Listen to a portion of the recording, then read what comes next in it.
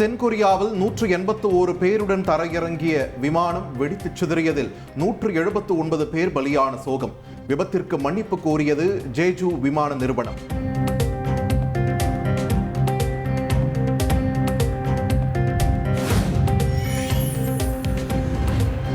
உலகிலேயே மிகவும் பழமையான மொழி தமிழ் என்பதில் ஒவ்வொரு இந்தியருக்கும் பெருமை. மனதின் குரல் நிகழ்ச்சியில் பிரதமர் மோடி பெருமிதம்.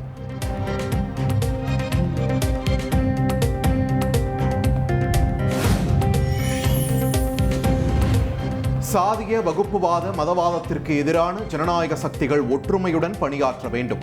நல்லக்கண்ணு நூற்றாண்டு விழாவில் பங்கேற்று முதலமைச்சர் மு.க. ஸ்டாலின் பேச்சு.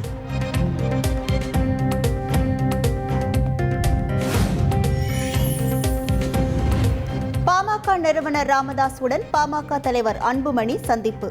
முகுந்தனுக்கு பதில் வேறு ஒருவரை இளைஞரணி தலைவராக நியமிக்க வேண்டும் என்பதில் உறுதியாக இருப்பதாக தகவல்.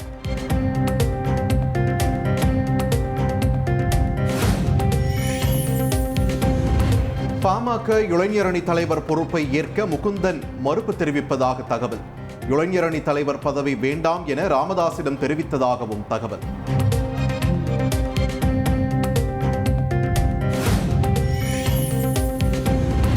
நம்பிக்கையின் அடிப்படையில்தான் அன்புமணிக்கு கூட பதவி வழங்கினார் பாமக நிறுவனர் ராமதாஸ். நாம் தமிழர் கட்சி ஒருங்கிணைப்பாளர் சீமான் கருத்து. தளித்தெழில்மலை கொடுத்தேன், ஒவ்வொன்றா சொல்லியிருந்தார் என்னென்ன நடந்தது. கடைசியாக வழியே இல்லாமல் தான் அன்பை கொண்டு நம்ம நிறுத்த வேண்டியதாகிடுச்சு. அப்படி எனக்கிட்ட சொன்னதை நான் சொல்கிறேன். அப்படி இப்போ அவர் என்னென்னமோ முயற்சி பண்ணி பார்த்தார். நான் எல்லாருக்கும் தான் வாய்ப்பு கொடுத்து பார்த்தேன், அது சரியாக வரல, வழி இல்லாமல் கொடுத்தேன்னாரு.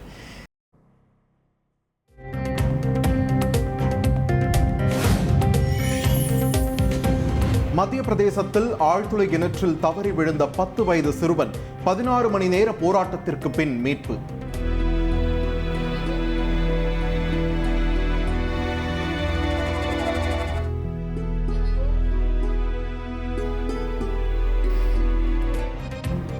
மயங்கிய நிலையில் இருந்த சிறுவன் உயிரிழந்து விட்டதாக மருத்துவர்கள் தகவல்.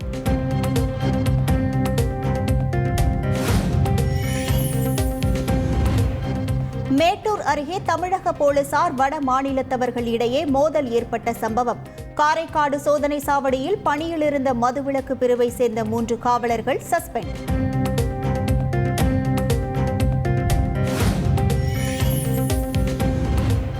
தொடர் விடுமுறையை ஒட்டி திருச்செந்தூர் முருகன் கோவிலில் குவிந்த பக்தர்கள் 8 மணி நேரம் காத்திருந்து சுவாமி தரிசனம்.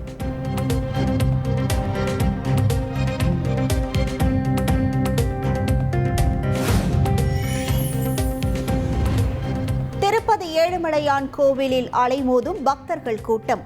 24 மணி நேரம் காத்திருந்து பக்தர்கள் தரிசனம்.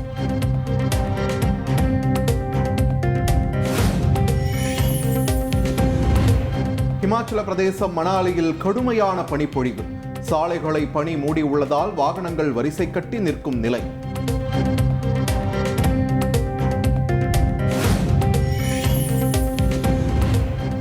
கனடாவின் ஹாலிஃபேக்ஸ் விமான நிலையத்தில் தரையிறங்கும் போது விமானத்தில் தீ பற்றியதால் அதிர்ச்சி. 80 பயணிகள் அதிர்ஷ்டவசமாக உயிர் தப்பிய நிலையில் பரபரப்பு காட்சிகள் வெளியீடு.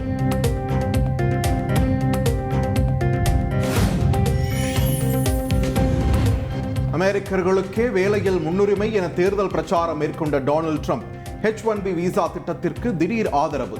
ட்ரம்ப் ஆதரவாளர்கள் மற்றும் குடியரசுக் கட்சியினர் அதிர்ச்சி.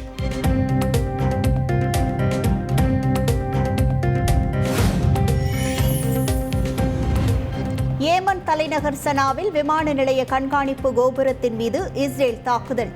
தான் நூலிலையில் உயிர் தப்பியதாக உலக சுகாதார அமைப்பின் இயக்குனர் அதிர்ச்சி தகவல்.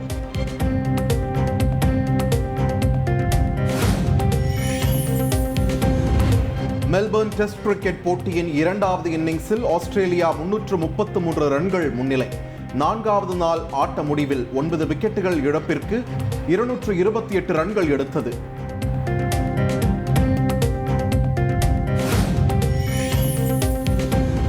திரைத்துறையில் காலடி எடுத்து வைத்து 45 ஆண்டுகள் நிறைவு பெற்றதை அடுத்து வீடியோ வெளியிட்ட நடிகை குஷ்பு தனக்கு உறுதுணையாக இருந்தவர்கள் அனைவருக்கும் நன்றி தெரிவித்தார்.